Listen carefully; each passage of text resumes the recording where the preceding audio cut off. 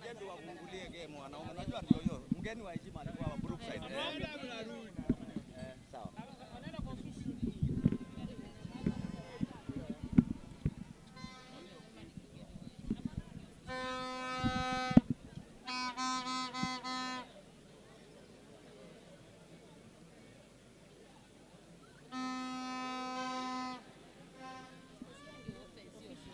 Good afternoon, ladies and gentlemen.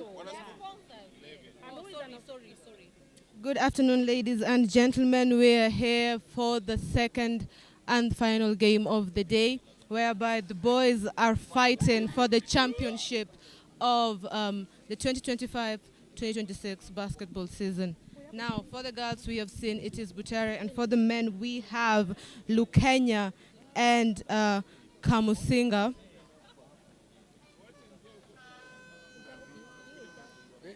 We have look.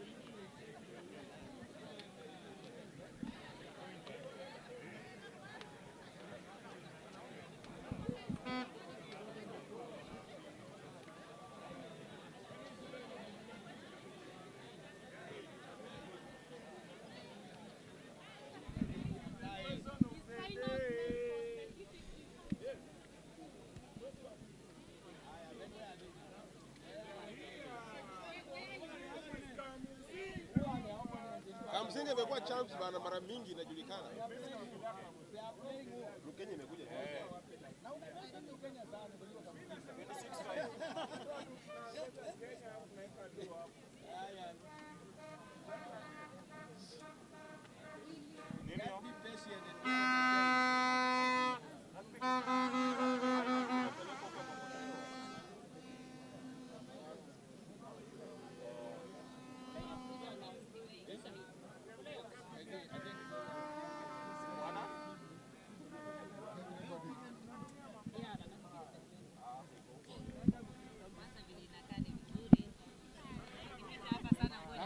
Good afternoon, ladies and gentlemen. We are here at Kisumu Poli for the finals on the men's side. Now, the teams that are playing on these finals are Kamusinga and Lukenya. Very interesting match. This is the first time for most of these teams, for both of these teams actually, because it's been a long time since Kamusinga made it to the finals. Last year they didn't even make it past preliminaries. However, we are seeing them here in the finals. And Lukenya, the first team on the Eastern Conference to actually make it in the finals. We are here experiencing history right now with these high school teams.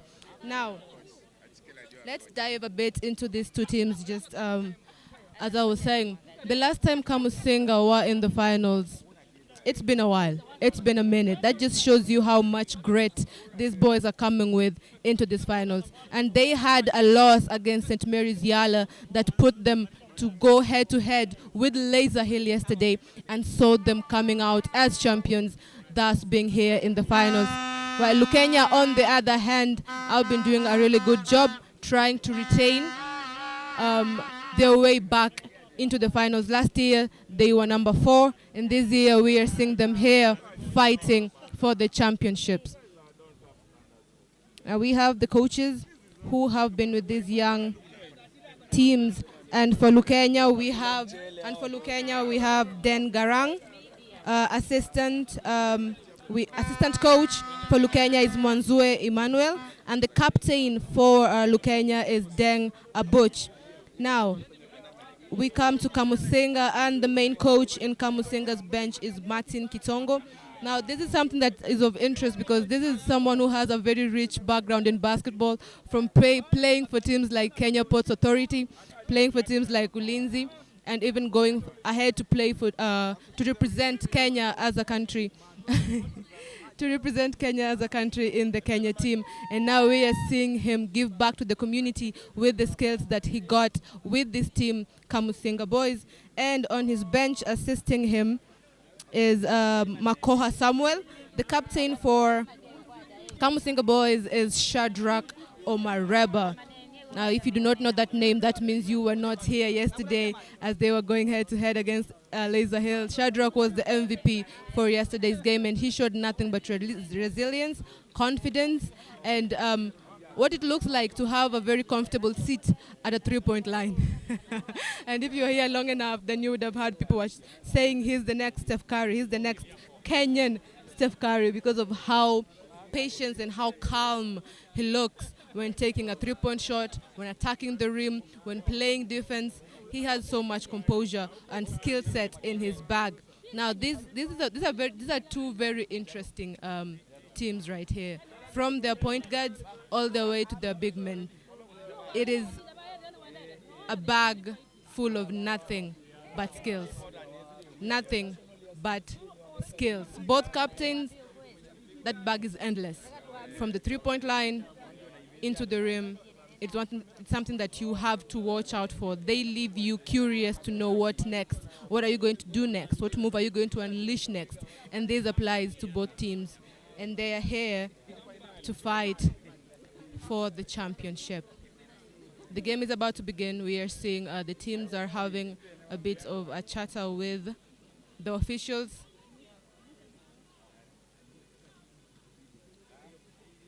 And once they do, they will have a few minutes to warm up, and the game will officially begin.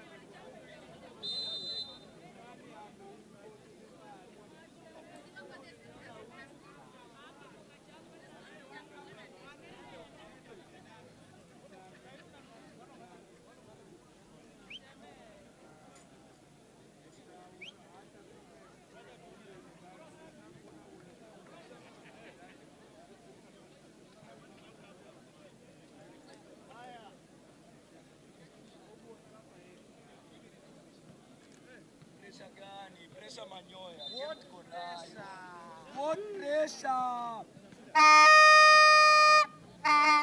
Lukenya Manyoya.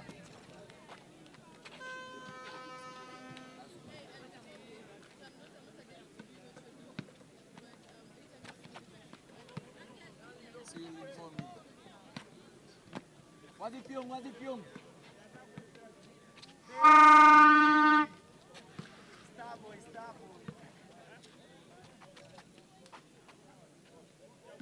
Lukenya Manyoya!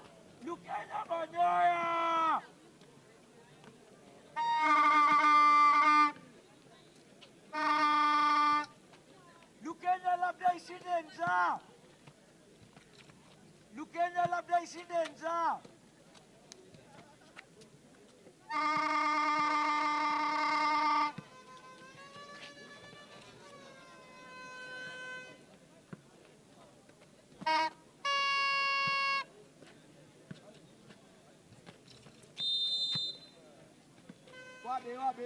Wabe. Tell me when.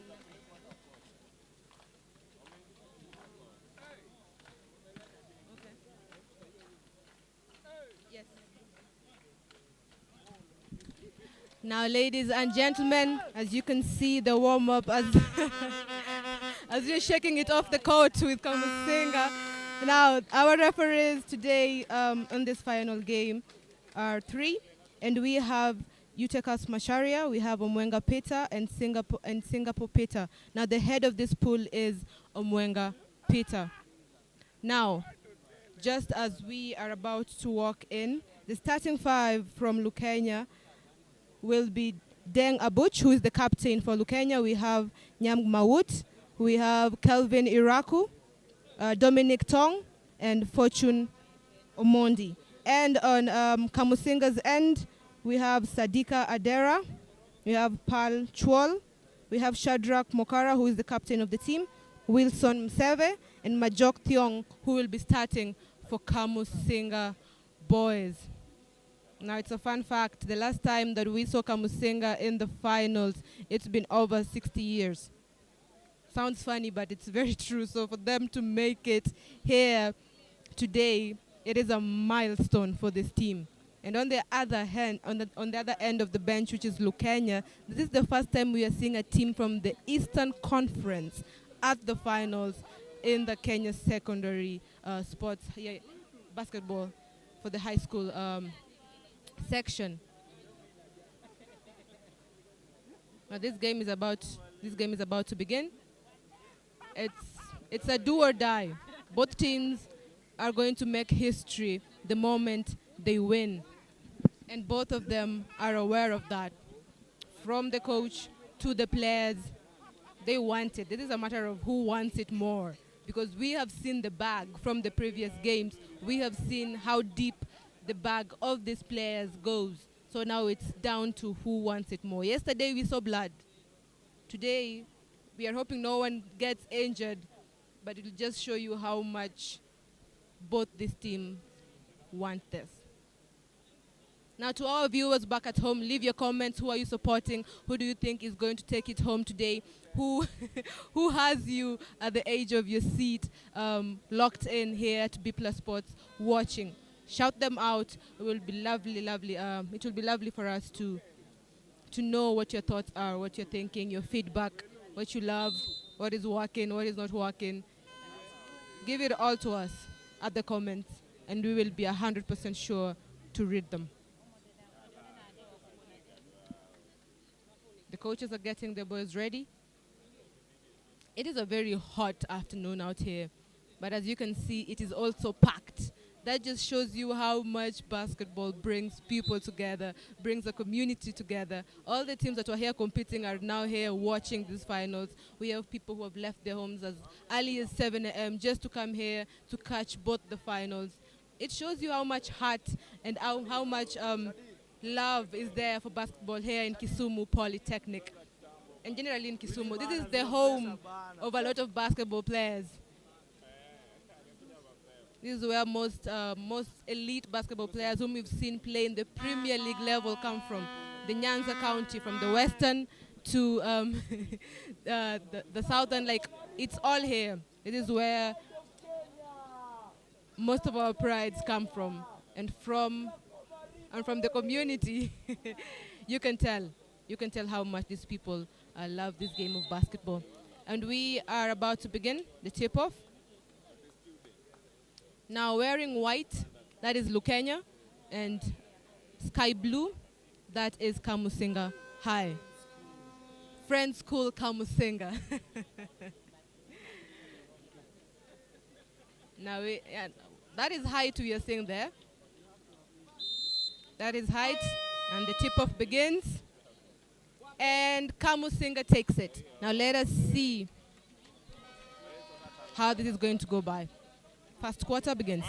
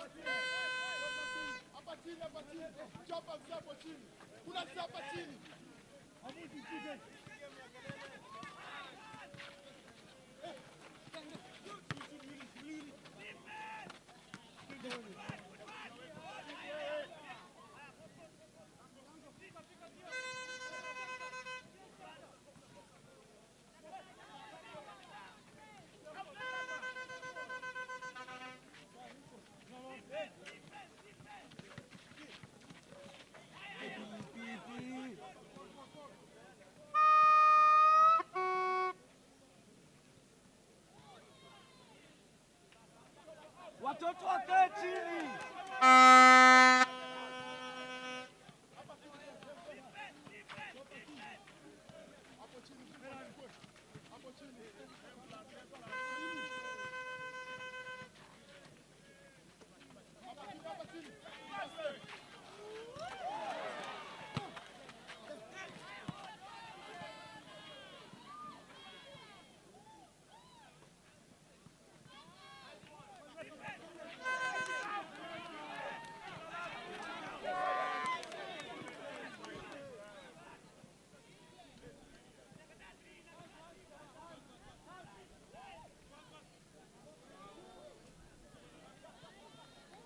Huyo labda afunge macho.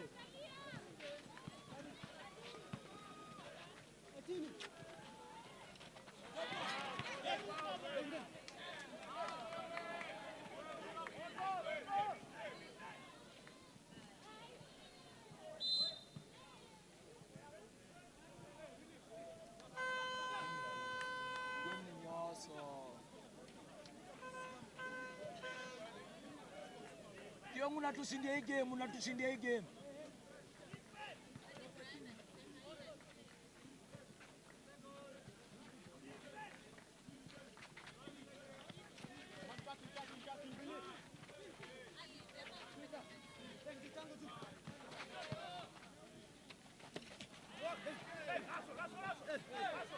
Unalia nini oya? Foul oya.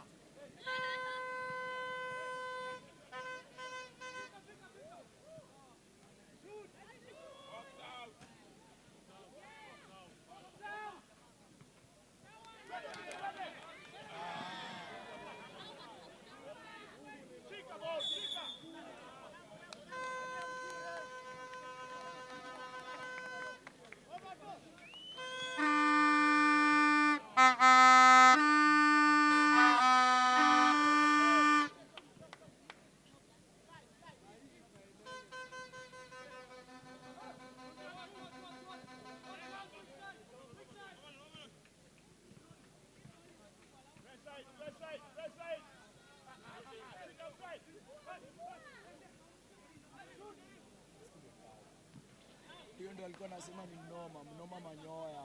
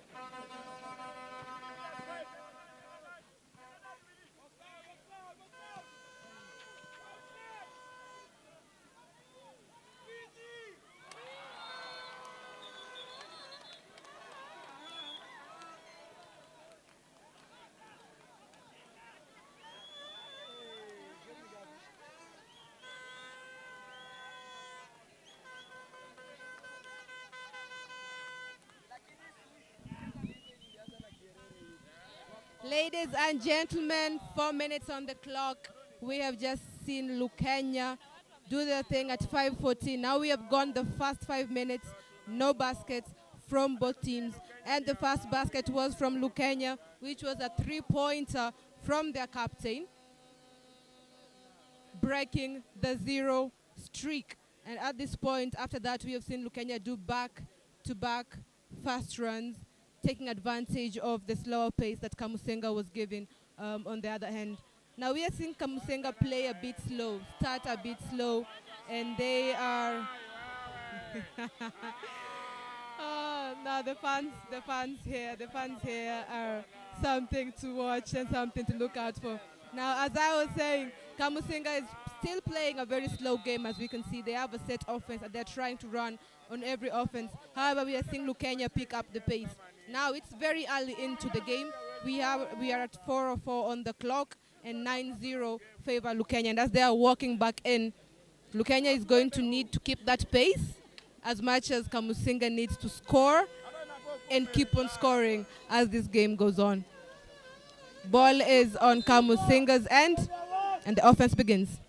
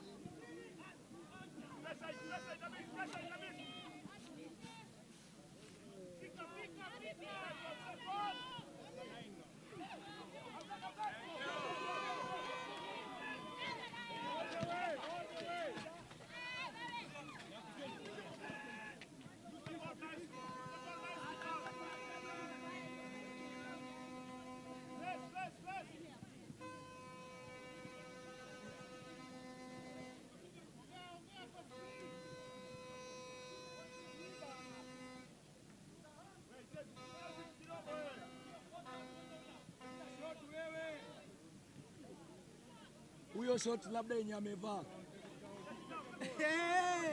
Hiyo ni mbaya.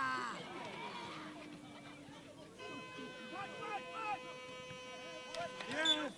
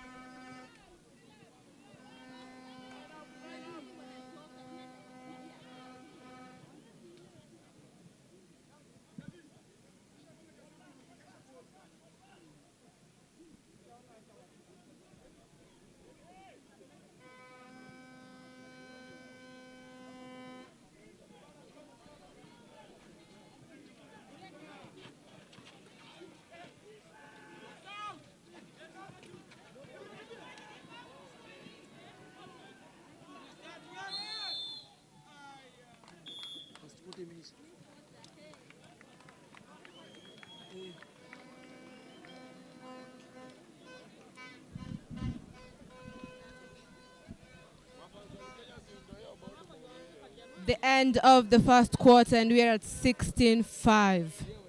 Now let's just dive into it a bit, guys. First 5 minutes, 0 baskets from both teams. 5:14 on the clock, Lukenya takes the first 3-pointer, and from then on, it was a marathon. It was a back-to-back marathon, whereby Kamusinga, we are seeing them playing a set offense. They're coming slow, they're coming composed, moving the ball, however, failing to now reward themselves at the basket. And Lukenya is more of, we are a Kenyan team. We are Kenyans. We are going to run it down, and that's what they're doing. They're basically running it down, and so far we are at 16-5. The running is working for them. Despite the sun out here, like I said, we thank God for young bloods, because these lads have been playing since Tuesday.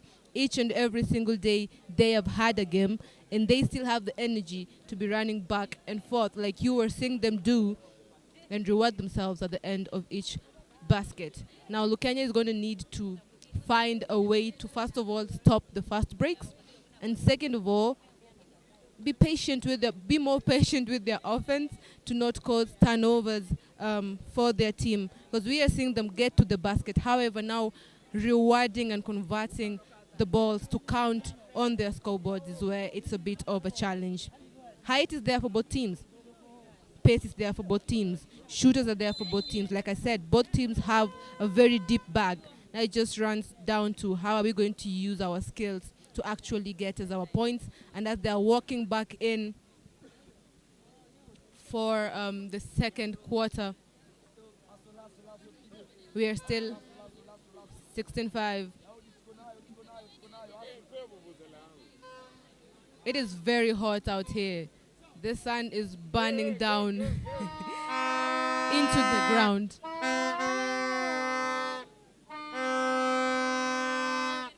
The ball belongs to Kamusinga, and as Lukenya walk back in, we are about to start the second quarter. For our fans back at home watching live, leave your comments, tell us whom you're supporting as the first quarter begins.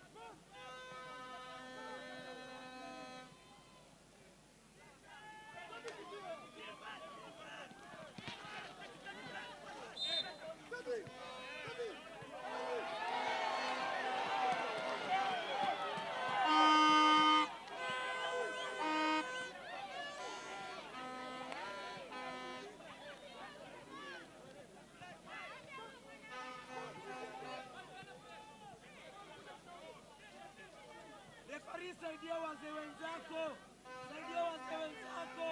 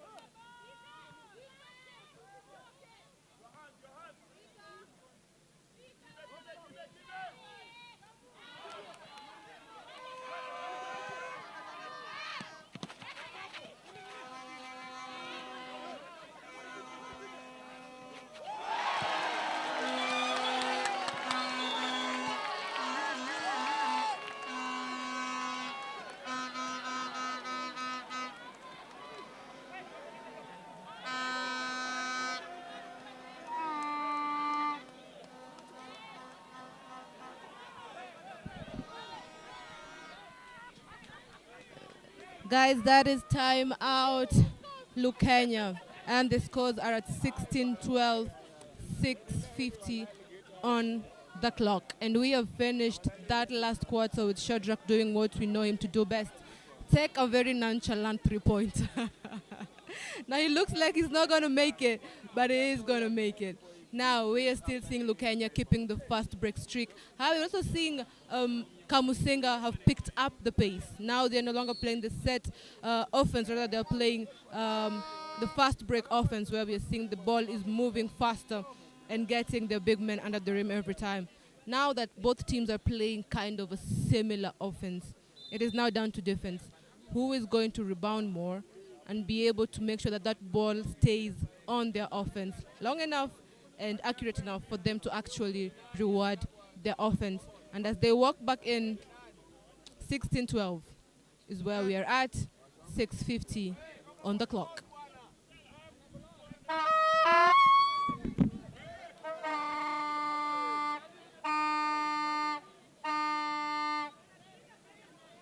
Wazee waende university wewe. Wazee wenzako kwa university. Wazee wenzako kwa university wewe. Kanishina babu yangu.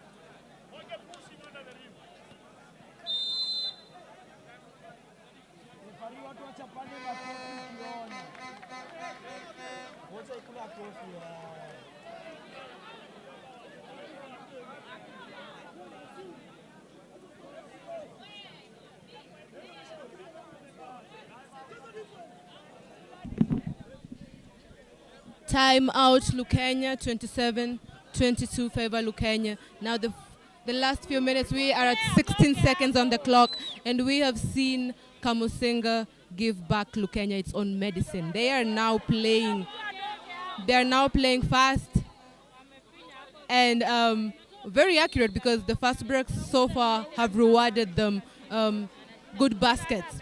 Now it's down to rebounding. Kamusinga is not rebounding.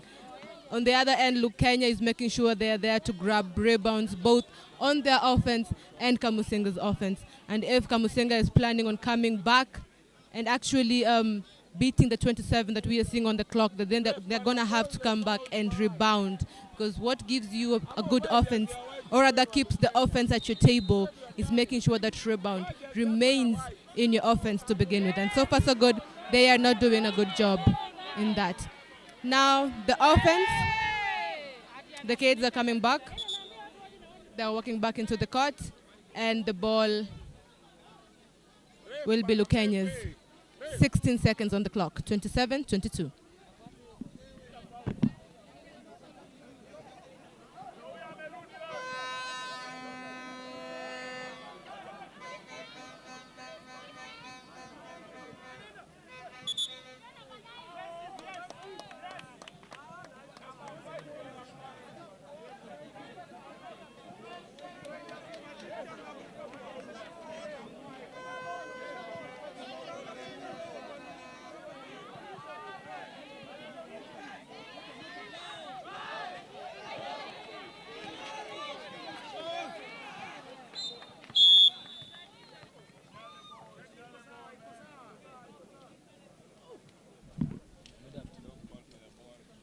That is halftime, and we are still at 27-22. It's a very fast game. You blink, you snooze, you lose. Now, we saw Kamusinga start slow, pick up Lukenya's pace. We saw Lukenya start fast and retain that fast pace all through from the first quarter into the second quarter. And now as they're leaving the court to go plan on how they're coming to attack into the second half, our viewers back at home, we would love to hear what your thoughts are, who you're supporting. If you have a player here, if you have someone that you would like people to know, tell us in the comments. Let us know. We are very, very positive in regards to listening to what our viewers have to say. Now remember, we are here, the finals, halftime, 27-22 on the clock.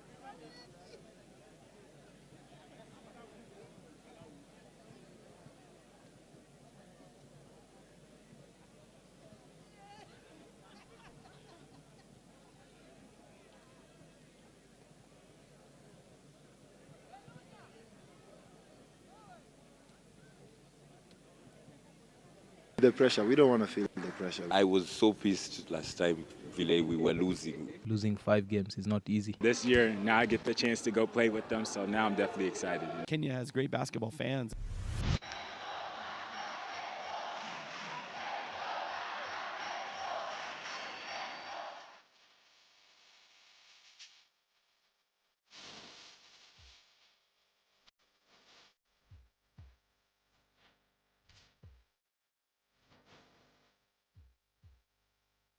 Last year was a learning experience for us.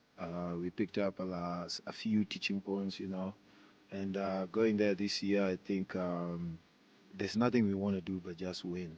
Winning is going to bring a lot of positives in Kenyan basketball. So we are not just playing for ourselves and Nairobi City Thunder organization. We are playing for every single basketball lover in the country, and we know the performance we're going to put up out there is going to affect the game positively in Kenya. So we have no choice but to win. Going 1 and losing 5 games is not easy, especially mentally to players. But for me, I think it's about just doing better the next time, because it's always a learning experience. Obviously, that journey was amazing. We kept taking like the next step competitively, and we had the Elite 16 here last year. It was a beautiful journey, right? And I think it was a learning journey. We did it. You know, there was a lot of pressure on us to make that happen. I was so pissed last time, Ville, we were losing. And I said, if I get an opportunity to play, I will help the team perform better. And this is my chance. I was definitely disappointed. You know, we put in all the work to be the first Kenyan team to qualify and then getting the experience to go play BAL. And finding out that I didn't get to play, you know, it hurt. But being able to go and watch my teammates, you know, represent us on that big stage was definitely exciting. I was happy that they got the opportunity. And now this year, now I get the chance to go play with them. So now I'm definitely excited, you know.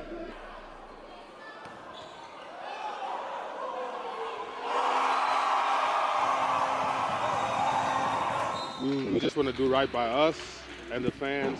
So it's unfinished business. I wouldn't say it's pressure because we're all locked in. I don't sense an ounce of scaredness in anybody, honestly. I feel like we're all locked in from 1 to 16, 21 to 22, including the staff. Like, we want this bad, and we can't wait to show how bad we want it. I've been very impressed with their work ethic, with their talent level, with their size, athleticism. So I feel like the advantage we'll have is our roster being deep enough to keep a good rotation going.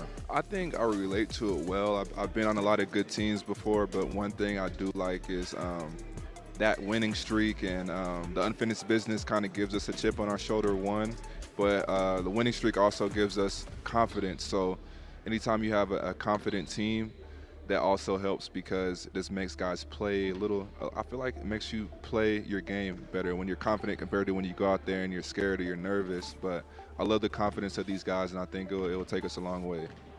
I could add some experience on, you know, the past leagues I played in. I think I could give them a lot of different looks and versatility out there too. So that's out there I can help. It's been very easy for me to assimilate to my teammates and for them to assimilate to me. And I feel like our chemistry is just a reflection of that, you know. How I feel playing basketball, you know, basketball is my release. You know, real life is pressure. But I do feel that sense of urgency to just compete and make it to the second round, you know, make it to the playoffs. You know, I definitely feel that sense of urgency, but definitely no pressure. Pressure-wise, I'll just say we want to be the pressure. We don't want to feel the pressure. We want to be the pressure. Let the other opponents in Pretoria feel the pressure. For us, we want to go there and be the pressure.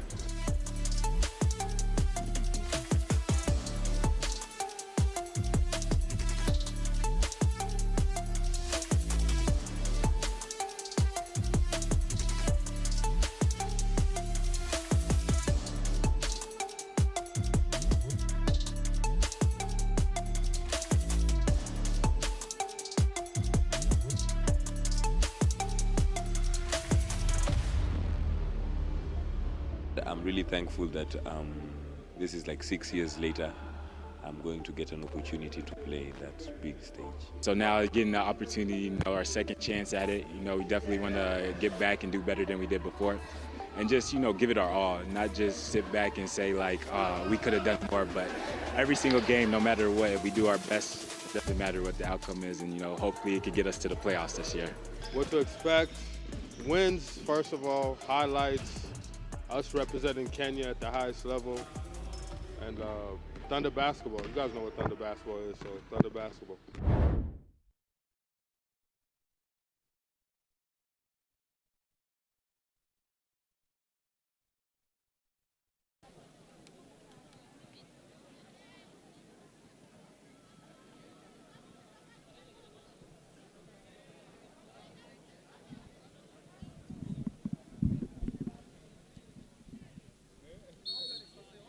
Now, ladies and gentlemen, as we are waiting for the boys to come back from the halftime, we have Nairobi City Thunder actually got to win the Sports Club of the Year this year at the Sawyer Awards, which is a good recognition, seeing that they are not only a good team, but one of the good Kenyan teams who have made a name for our country outside of our scope, and that is the BAL, where they got to participate for the second time, making a comeback from last year.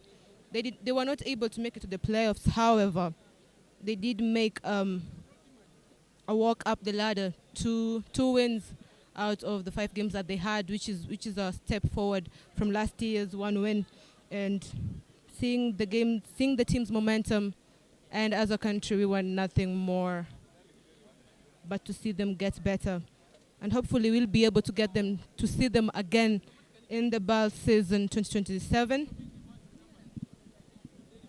and they'll be able to participate and make a name for our country again in the next year.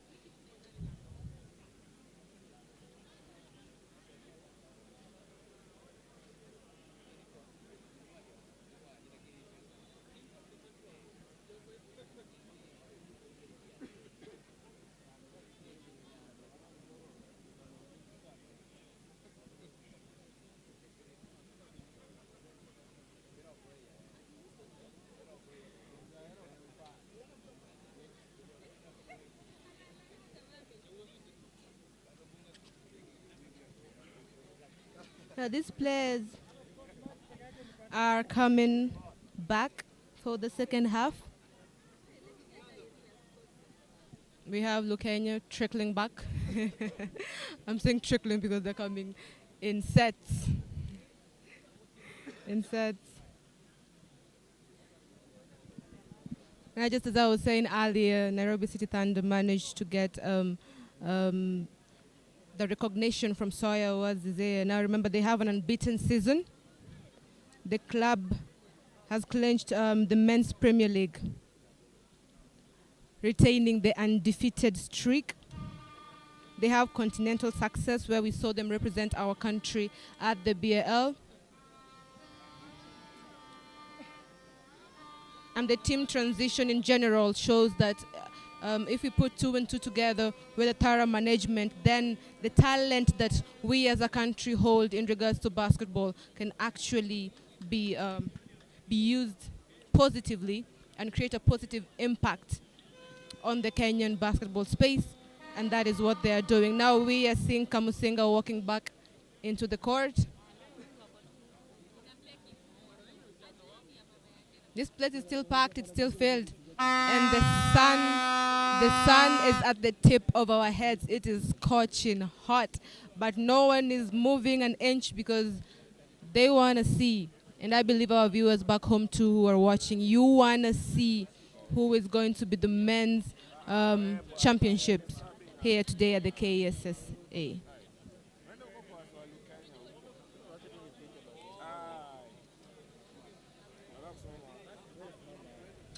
I think I may want to borrow from our viewers back home.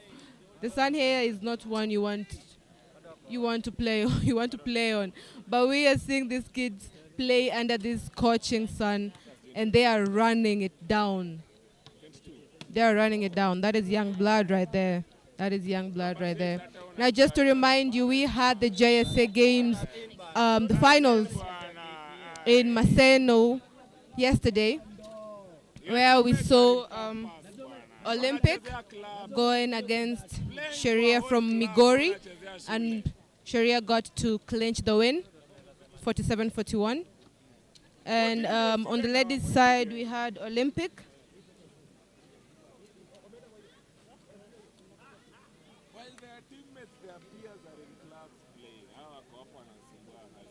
Olympic, who went against St. John's Savannah, and St. John's Savannah did take the win 21-19. I'm going to correct, there's a bit of a correction there from the from the boys team at the JSS. From the boys team at JSS, the scores were 44-47, not 41-47, sorry. 44-47.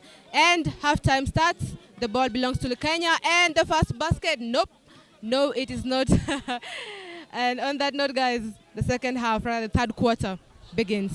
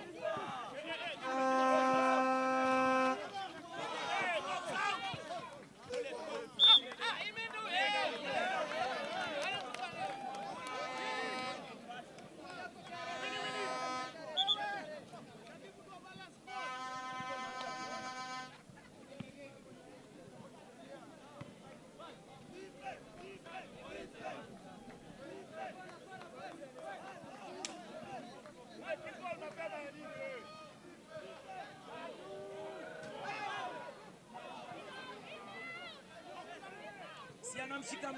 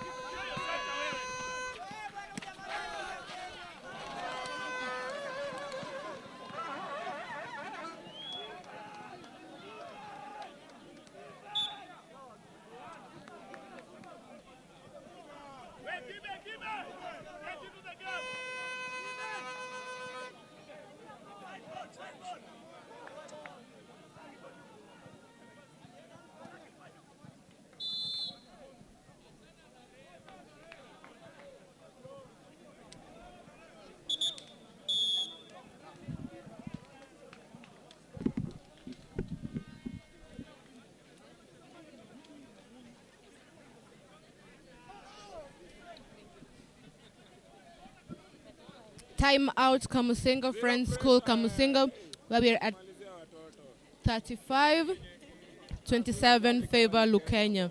Now we are seeing Lukenya still maintaining the pace and making sure to reward the offense. Kamusinga is having a bit of a trouble rewarding their offense. The ball is getting there, the ball is moving. However, it just doesn't seem to be going into, or rather through, the basket. They're doing everything right, but it's just not working when it comes to now putting it into the basket. It looks like an easy job. You just need to put the ball through the basket, but it's not as easy as it looks. Now as they walk back in, Lukenya still having the lead. We are seeing a bit of a rebounding trouble for Friends School Kamusinga, and it has been a problem from them since the first quarter, and we're not seeing much of an improvement in regards to that. That's something that the coach might want to look into. His boys are not rebounding as much as they should, especially on their offense. When they shoot, when they attack, and the misses are there, the balls fall into Lukenya's hands on every offense. Now, is he going to be able to make it for the second charity strike? Doesn't go in. And that will be Lukenya's ball.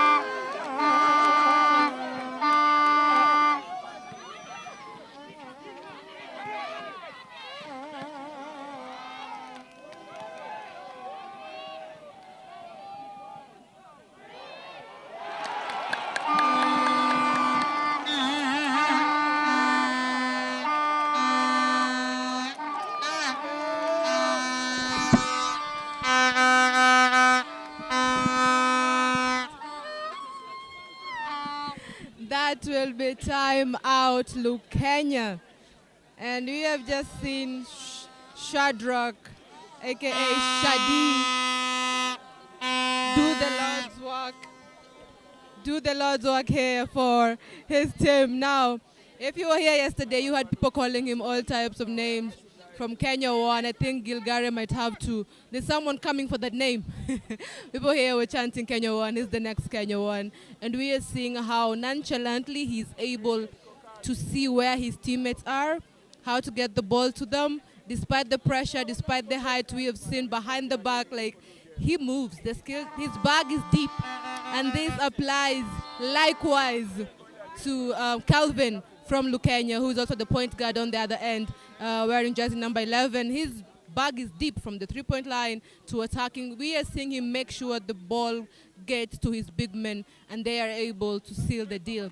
Now, we have 2-point guards on this court, and they're battling it. And right now, we are at 33-35 favor Lukenya for 15 on the clock. We are back, and the ball will be Lukenya's, I believe. It's just... Yes, the ball will be Lukenya's. I remember Lukenya is in white and Kamusinga is in sky blue.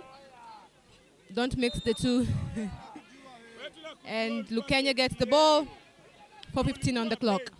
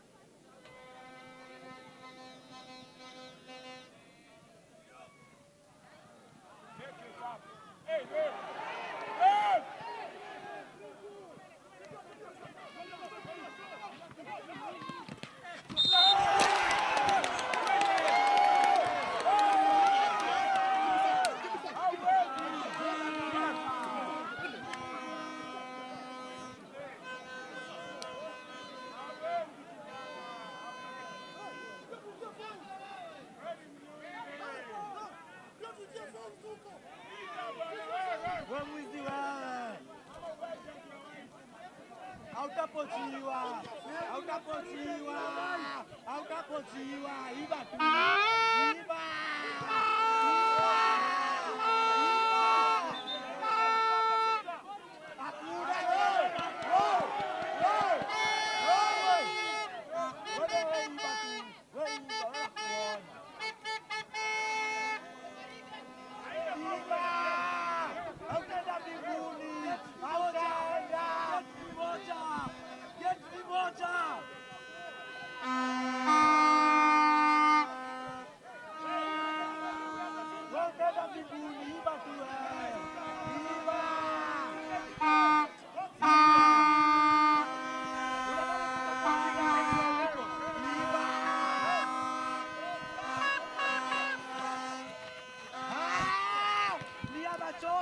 Mwizi wewe, mwizi wewe.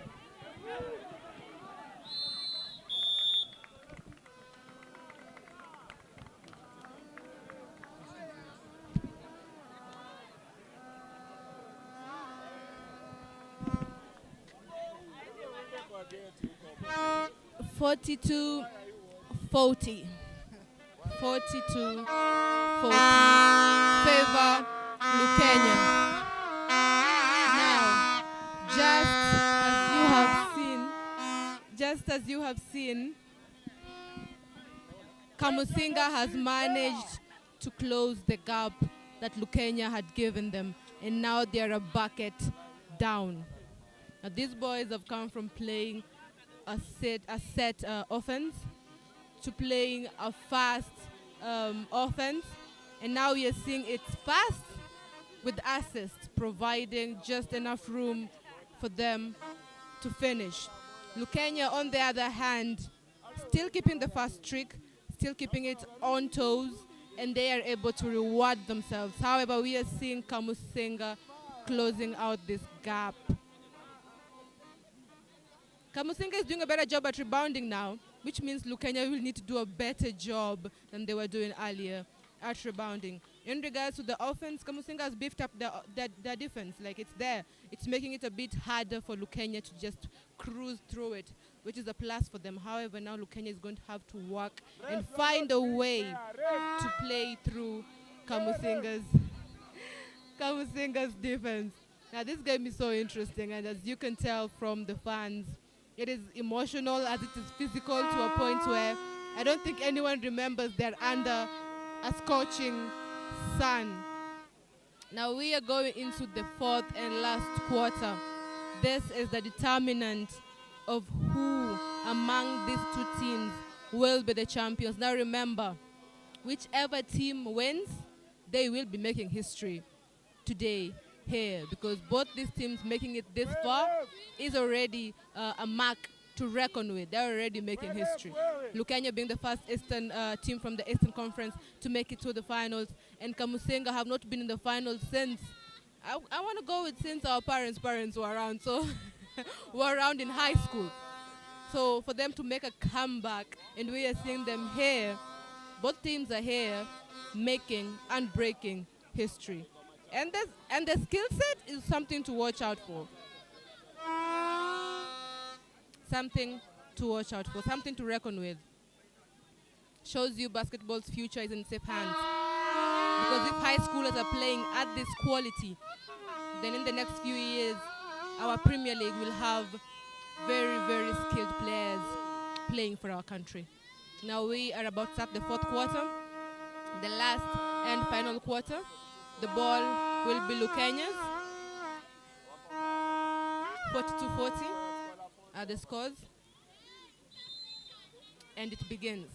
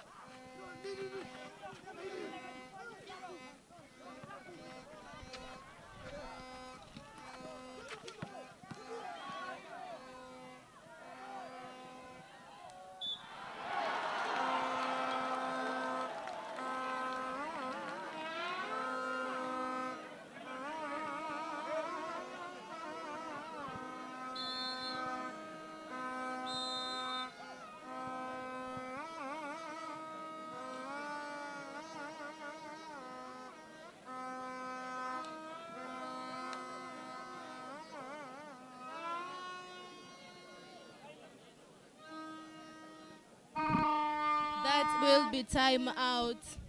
Friend School Kamusinga. And we have seen Shadrach finish. That's a beautiful finish. That's a beautiful layup to attract your defense to come just in enough for a foul, and you finish with your left so effortlessly.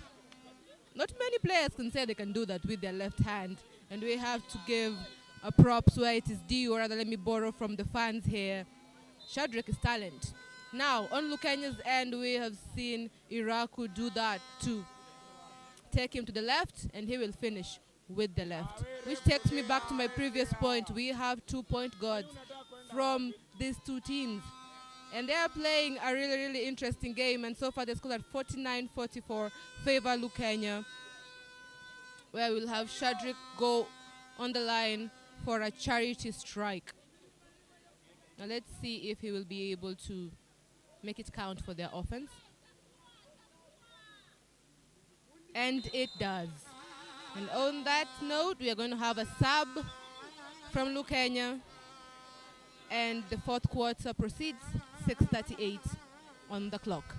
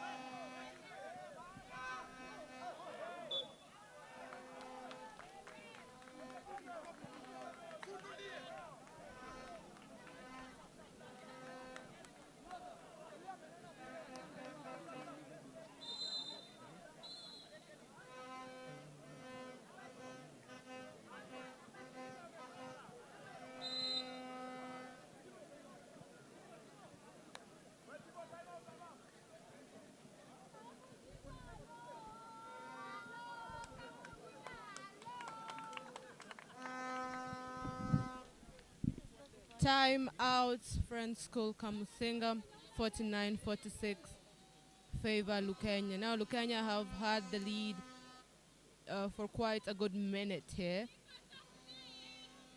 And as this timeout is being called, it's 3:44 on the clock. If Kamusinga have a plan to to go past the 49, then this is the time for them to act. And for Lukenya to retain that lead that they have so far retained, they're going to need to keep playing the defense they're playing. They've shown hunger from both teams.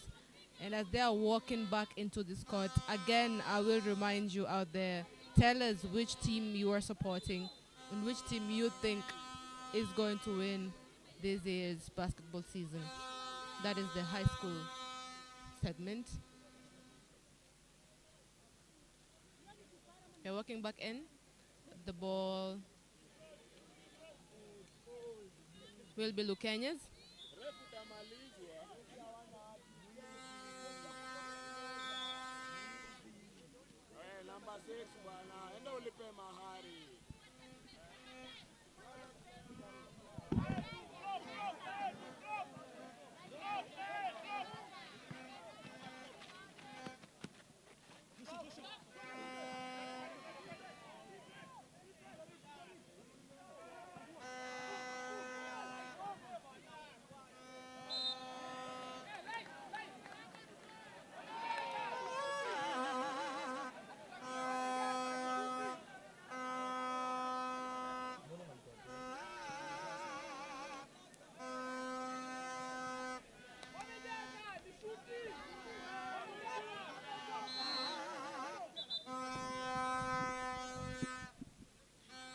Now Lukenya have had a bit of a foul trouble, and that will be Lukenya's timeout. Lukenya has a bit of a foul trouble. We have seen them consecutively back-to-back foul Kamusinga boys, and now it's coming to bite them. Now remember, 3:28 on the clock, that's a lot of time. However, it is not a lot of time for a team that has fouled to an extent whereby you foul again and the other team goes to the charity strike. The charity strike might come back to haunt you at the end of the game. Now we are yet to be to get a confirmation on whether this is actually how many fouls the team has in general, and if the bucket is full on Lukenya's end, that means Kamusinga will be going on the line, and for the rest of the 3:28 on the clock, they will have to use that to their advantage. That means defensive-wise for Lukenya, they will have to play a rather cleaner defense to make sure that they do not give charity balls to Kamusinga. However, I'm sure Kamusinga will want to take advantage of that so that they can go to the line and close out the gap. It is not much of a gap. We are at 49-46. That is a 1 3-pointer and 2 layups, 2 solid layups. And if Shadrach, who's at the line, the charity strike, is able to actually make this count, they'll be 1 point away from taking this lead. The first one goes in. Now let's see if he'll be able to make it a back-to-back sequence.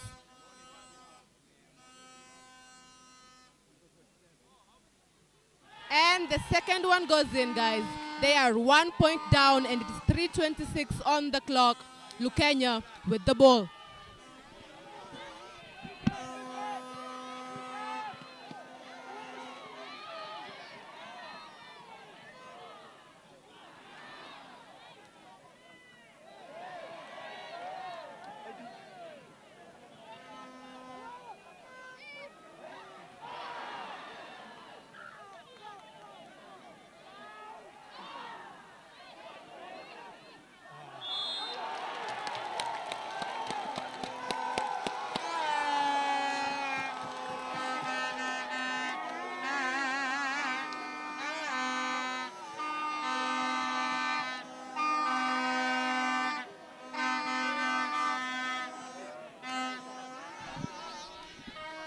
To our viewers back at home, as we see Lukenya on the charity strike, I would just like to remind you, you are not watching Premier League games.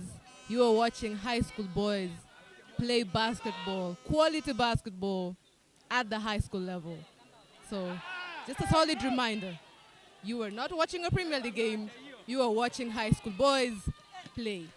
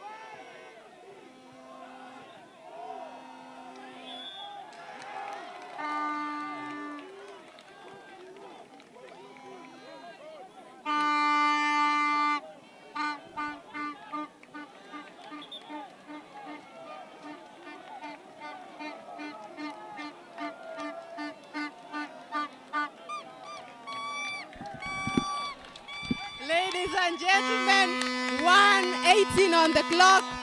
And Kamusinga just sealed it with a 3-pointer, and now they're on the line. Let's see. Doesn't go in. Doesn't go in. Now Lukenya how to play a cleaner defense, because 1:18 is a lot of time to be taking your opponent for a charity strike. Now the second one is here. Will he make it? Doesn't go in, however, the rebound is sealed. And that will be a foul, an offensive foul. That means the ball goes on to Lukenya. And everyone here is riled up because that was an unexpected 3-point shot if you were watching. And it has made quite a difference and a shift in regards to not only scores but the energy that we are feeling in these two teams. And Lukenya with the ball, 1:18 on the clock.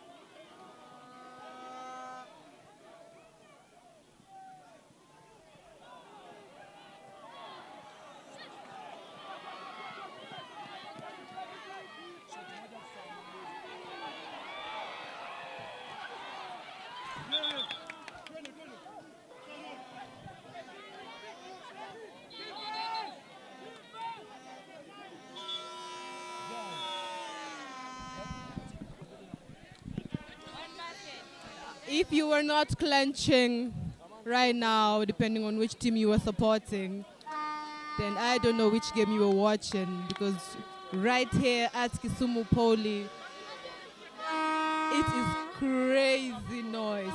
It is beautifully crazy noise. It is such an intriguing experience to get to see noise affiliated with the sport that you love. Now, on that scoreboard, Friends School Kamusinga have the lead.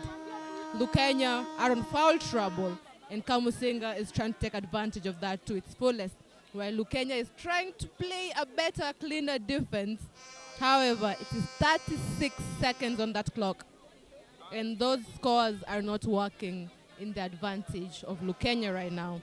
So we are seeing their coach has called a timeout, and I'm sure he's planning something that will make them.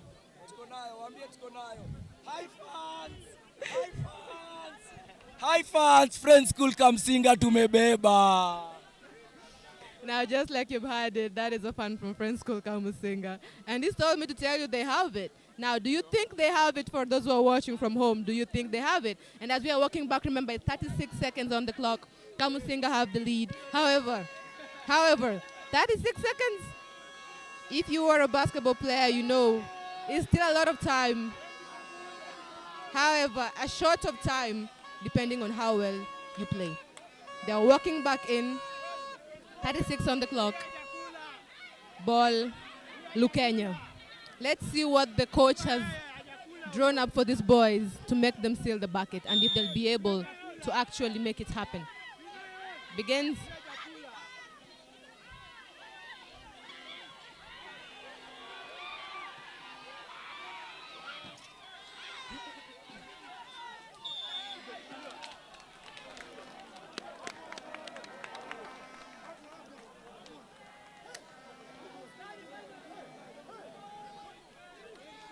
That was a common ball, and the ball still remains on Lukenya's end.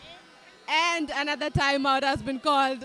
The coach has a new plan. This is very interesting and intriguing. The coach has a new plan. 25 seconds on the clock. Kamusinga. You can see their coach is talking to them. Lukenya, on the other hand, their coach is drawing up a plan to help them seal. I'm looking at a 3-pointer here, because from the previous play we have just seen them execute.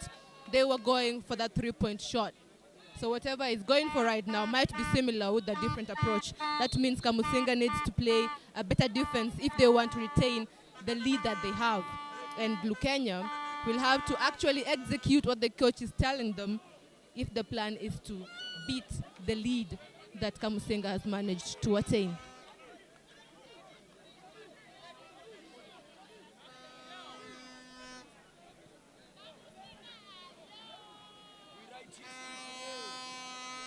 Remember, either way, both these teams are writing history today. Walking back into the court. Ball, Lukenya. That is the team in white. 25 seconds on the clock. Who do you think is taking it? We want to hear from you guys. And it starts.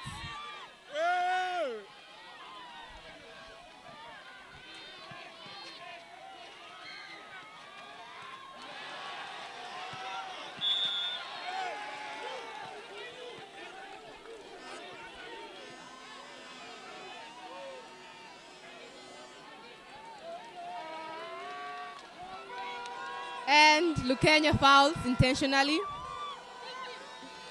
taking Kamusinga to the line for a charity strike. And if you can hear the noise around me, you can tell how vigilant Kamusinga fans are.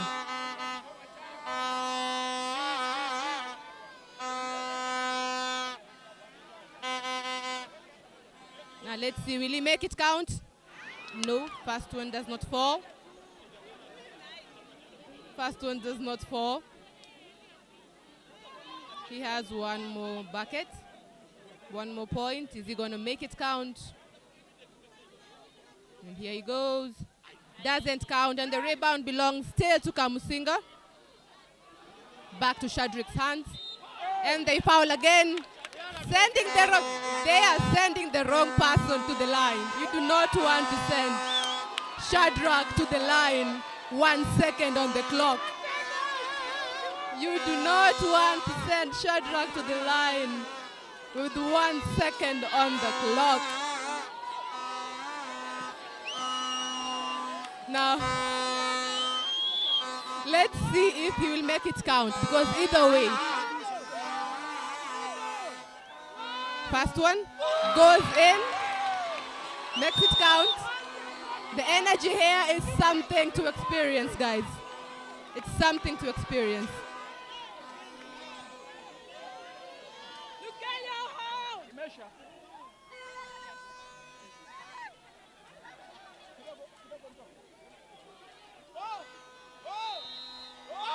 And ladies and gentlemen, Kamusinga, Friends School Kamusinga, making history here at Kisumu Poly. They are the champions of the 2025-2026 Basketball League. And they are making history. Now stay tuned. We are going to have an interview with both teams in regards to today's win.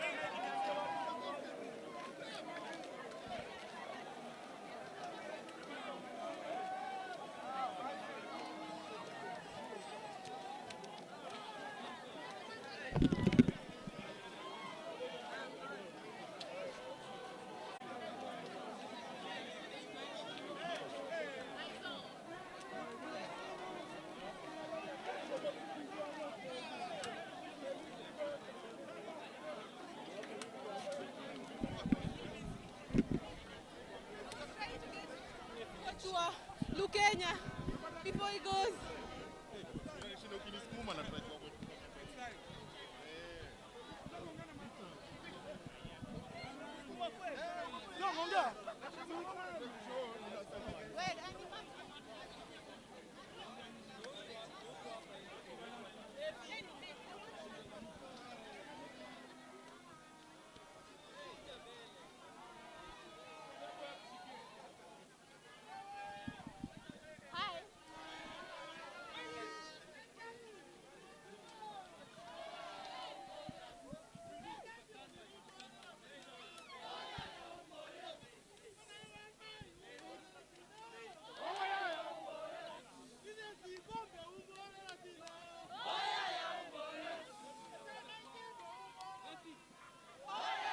They're going to hit me.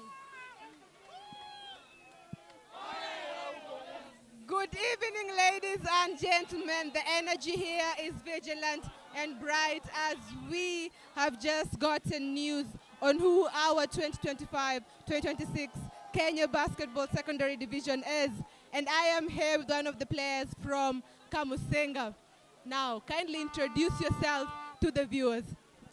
Okay, my name is David Diong. I'm a student from French School Kamusinga. We play basketball, we stand from far. Tulianza kutoka mbali. I'm so happy to win this game. Yeah, it was not my willing, but our players played their parts until they made it, yeah. Nimefurahia sana, mpaka sasa nashindwa kitu ya kusema. Nashukuru kwa kila mtu amecheza, players wote wamecheza, niwashukuru wote tu yani. Yeah. Na nashukuru tutaendelea hivyo mpaka East Africa. East Africa pia tunazaleta kikombe huku pia yani. Yeah. Kwa hivyo nashukuru kila support yote, kila mtu mwenye ametuleta support yote, nimewashukuru wote na tutaendelea hivyo tu. Thank you so much, Deng, and all the best into your next step. Asante, yeah, asante. Asante sana. Now,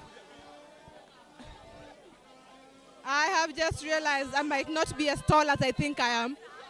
Now we are here to have a conversation with Shadrach from Kamusinga. We had a conversation with him yesterday, and today before we end this live, we are going to get 2 cents from him because you have seen him do his thing, and the people here are calling him the Kenya one. And like I said, Gilgara might have to share that name because people here love him, and he has shown why.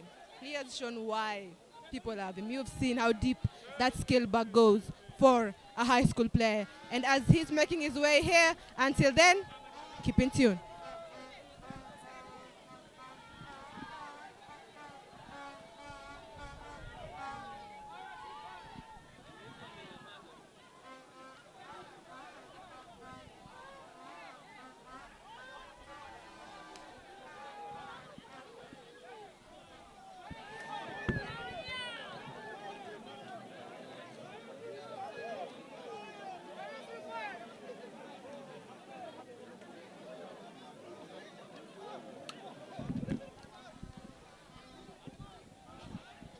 Now, ladies and gentlemen, yesterday we got to talk in regards to your win. Today we are celebrating a different win. It's not only a win, but the seal deal that you guys are the champions, making history today. How do you feel?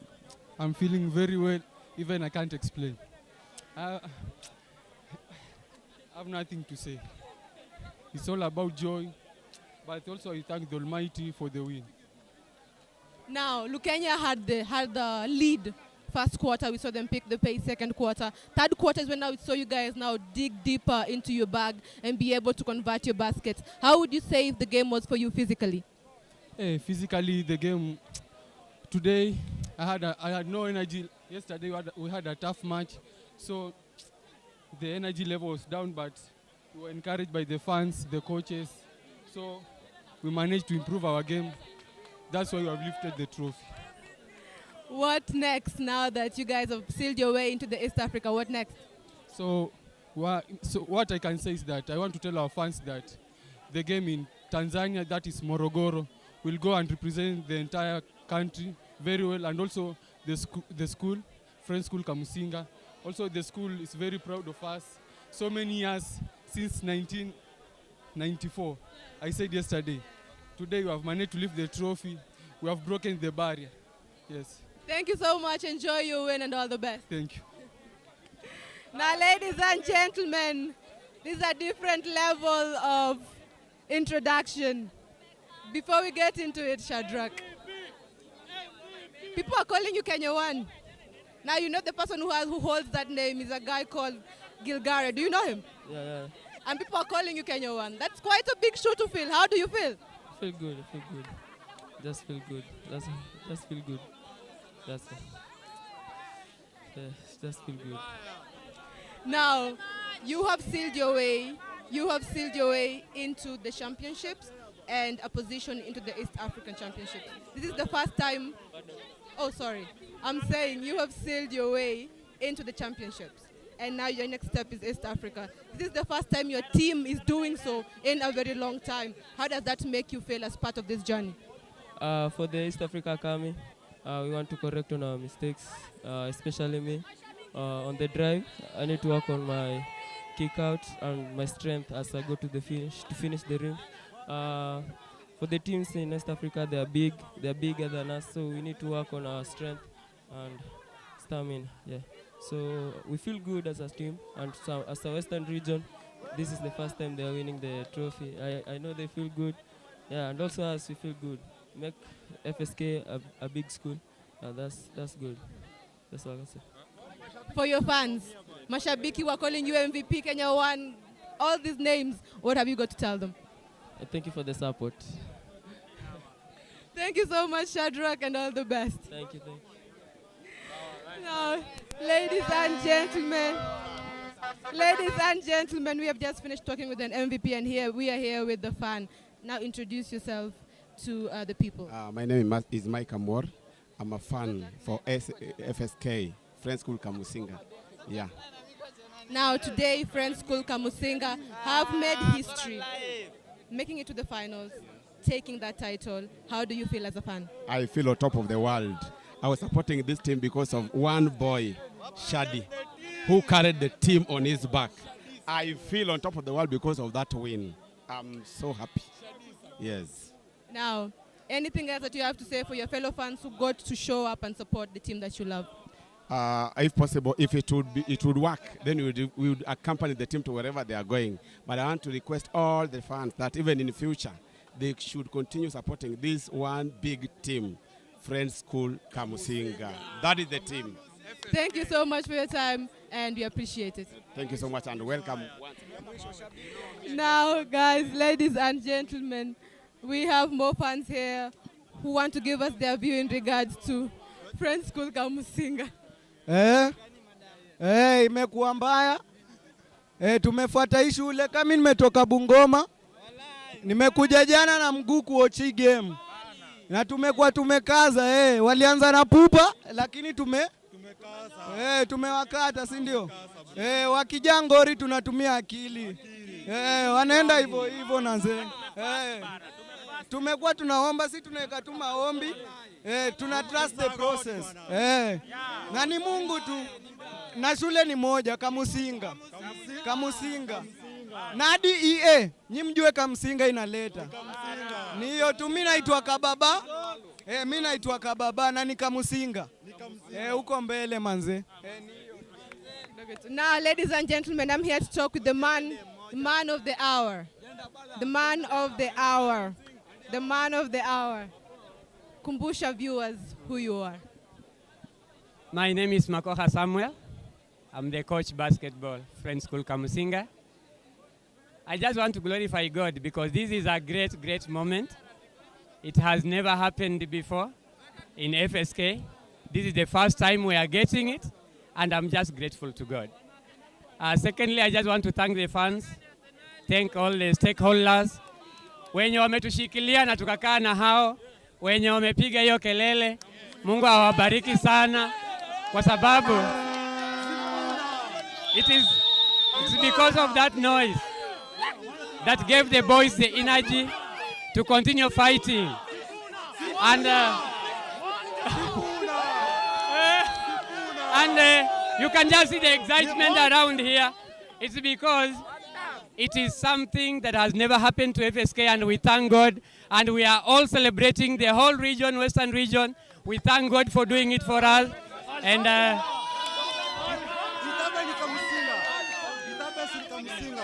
now, what next? What next? Now that you have made it to the champions and East Africa is next. yeah, our next plan is to get to the East African Championship, because we have never again, in 2024, we won the East African Championship for 3-on-3, 2024. But now we are going for the 5-on-5 basketball. This year, we are hoping to bring it home for the team Kenya. Yes, we must bring it home because the 5-on-5 championship has been elusive for many years. Since the days of Upper Hill, I think, they were bringing it until Rwanda took over and Uganda took over. This year, it is Kenya. Thank you. Yes. Thank you so much, Coach. Congratulations on your win. Enjoy it, and we are looking forward to seeing what Kamusinga has in store next. Thank you very much, and God bless you. Thank you too. Now, you have seen the jubilations, the fun, the dancing. And before I even go further, there is a fan who missed a cut. There is a fan who missed a cut to come here. Please, Ju, he might not finish school at this point. You missed a cut yesterday to come support Kamusinga. And now they have won, making history here today. How are you feeling? You know, first of all, don't say that I cannot finish school. I went to Friends School Kamusinga and I'm a very sharp boy, so you know, a cut can be repeated, but you cannot repeat a final. And yesterday I was very confident, and I think I do not need any introduction today. You all know me, Tony Blair, the guy who missed a cut to attend a finals game. And I'm very happy. And now I have something here. I don't know if you can see, but this is Nairobi City Thunder. And what to Nairobi City Thunder? Now we want you. We need you guys to come for a friendly so that we can help you train, because you know this team is very bad. Hii team ni mbaya sana. Yes, thank you. Now you're going back to Nairobi knowing your boys have made history. Any word for your boys? Keep on pushing. East Africa, you will see me there. If you will be coming to Arusha, you will see me. Nangoja yellow fever. Nishachukua visa. Nangoja yellow fever. Yes. Thank you so much for the time, and we do appreciate it. Asante sana. Now, that just shows you the love that these people have here in Kisumu, the home of champions. And not only in basketball, but in many other sports. However, today we are here to celebrate basketball, where Kamusinga High has made history for the first time. Since the 90s, these boys have come here today, going against Lukenya, which is also making history as the first team from the Eastern Conference to make it to the finals. Props to them. And Kamusinga are the winners here this lovely evening.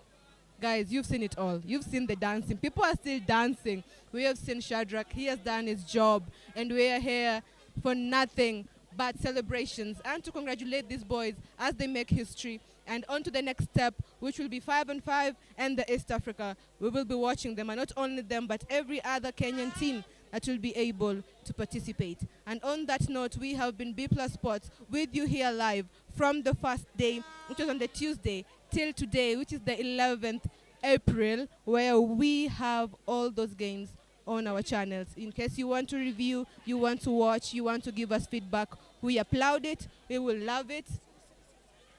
We applaud it, we will love it. And I have been your host, Effie Stasi.